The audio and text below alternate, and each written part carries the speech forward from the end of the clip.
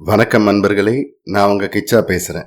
Very good, உன் பணி தொடரட்டும் என்று ஒரு இளைஞருக்கு ஒரு மாலை அணிவித்து ஆப்பிள் பழத்தை பிரசாதமாக கொடுத்து ஆசி கூறினார் மகா பெரியவா. அந்த சம்பவம் பத்தினது தான் இந்த பதிவு உங்களுக்கு பிடிச்சிருந்தா லைக் பண்ணுங்க, ஷேர் பண்ணுங்க, கமெண்ட் பண்ணுங்க. மறக்காம பெல் ஐகான் கிளிக் பண்ணுங்க, சப்ஸ்கிரைப் பண்ணுங்க. சென்னையை சேர்ந்த இளைஞர் அவர் மகா பெரியவாளை தரிசிக்க காஞ்சி மடத்திற்கு வந்தார். அதற்கு முன் அவர் மடத்திற்கு வந்ததில்லை. மகா பெரியவாளை தரிசிக்க வேண்டும் என்ற ஆசை இருந்தது. அதனால் வந்தார். ஆரஞ்சு பழங்களும் பூச்சரமும் வாங்கி கொண்டு வந்தார்.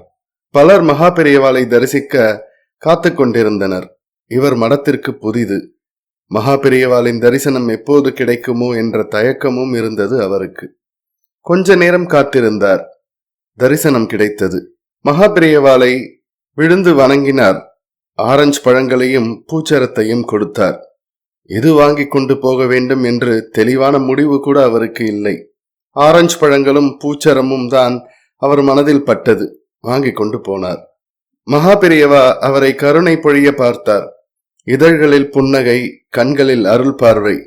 வெரி குட், உன் பணி தொடரட்டும் என்று இளைஞருக்கு ஒரு மாலை அணிவித்து ஆப்பிள் பழத்தை பிரசாதமாக கொடுத்து ஆசி கூறினார்.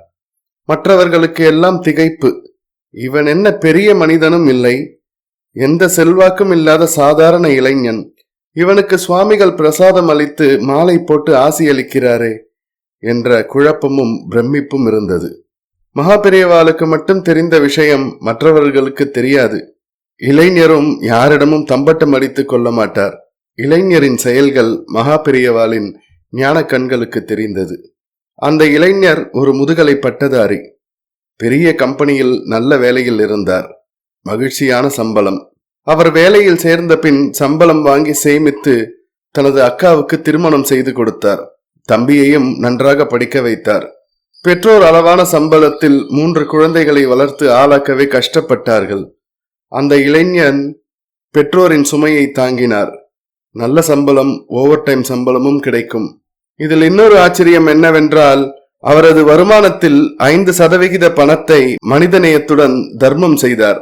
அப்போது அவருக்கு வருடத்திற்கு 60,000 ரூபாய் சம்பளம் கிடைத்தது.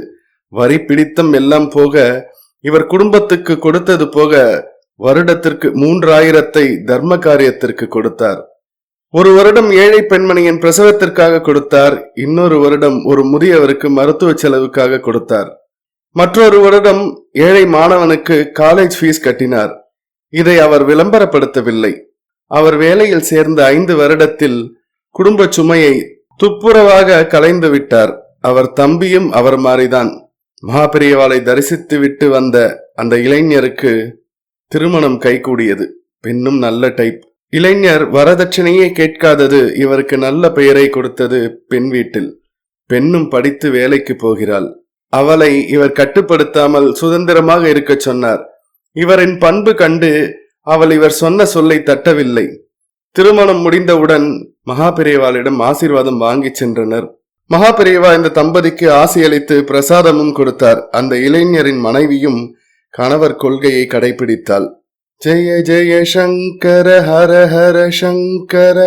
இந்த பதிவு உங்களுக்கு பிடிச்சிருந்தா லைக் பண்ணுங்க, ஷேர் பண்ணுங்க, கமெண்ட் பண்ணுங்க. மறக்காம பெல் ஐகான் கிளிக் பண்ணுங்க, சப்ஸ்கிரைப் பண்ணுங்க. நன்றி நண்பர்களே.